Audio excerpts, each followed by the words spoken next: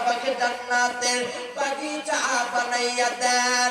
আয় আল্লাহ, আমাদের যাদের মা বাবা বেঁচে আছে, মা বাবার খেদমত করার তৌফিক দান কইরা দেন।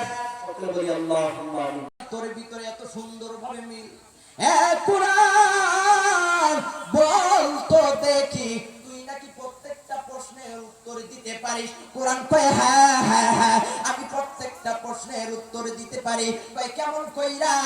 কয় কোরআন রে, তোকে জিজ্ঞাসা করতেছি, কোরআন কো তো দেখি তোর ভিতরে কোন প্রকার ভেজাল আছে নাকি?